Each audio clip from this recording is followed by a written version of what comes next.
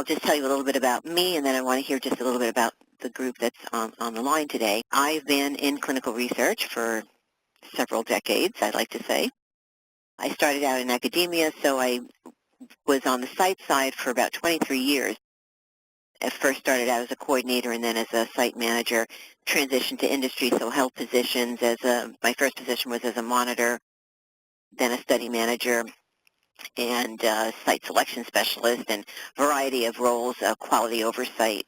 And about 5.5 years ago, decided to go independent. Now I do training, focus mostly on training and quality oversight. So that's sort of my brief synopsis of my many years in clinical research. So I'd like to hear a little bit about your roles as my roles as it relates to CRO partnership management. One of the things I did in terms of the last big pharma I worked for, we did have preferred CROs that we worked with for monitoring and for other vendor items.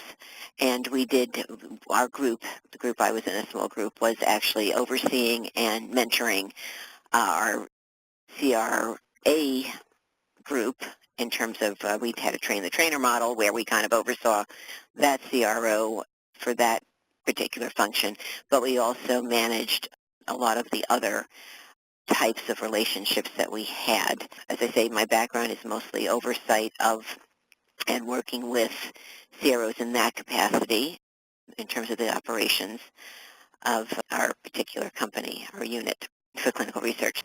Okay, so we'll go through the slides and the materials that we have provided for you. And again, if specific questions come up, if I can answer them, I will certainly answer them. If not, we will try to get answers for you.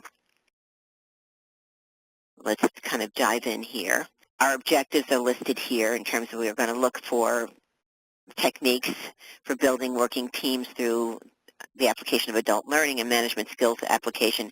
And as you can imagine, I'm sure you're faced with this every day, living in our virtual world and trying to manage all the various moving parts can be somewhat challenging. And making sure that everything is fitting together and people are really aware of what they need to do.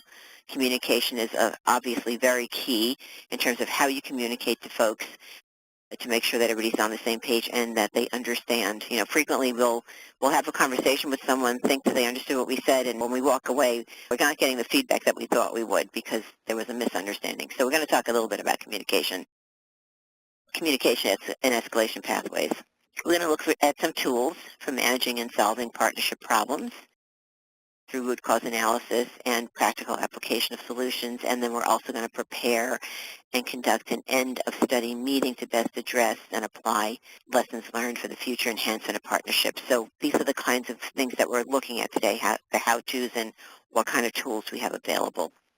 Let's define a working team. How do we know that everything is working?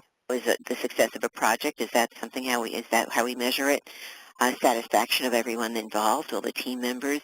If our timelines are being met, and if we have satisfied sites, and if we're keeping on budget, or if we have some cost savings along the way in terms of the vendors we're using, and that they're performing adequately. That it's not just that we got a good deal in terms of cost, but that they're actually producing the desired effects that we want. So again, you want to know what the goal is in forming and managing each team. So there are some techniques for building teams.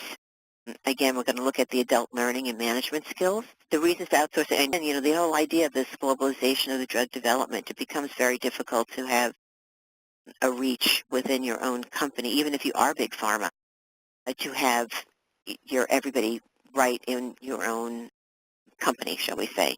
So you go to basically vendors that can help you execute these things.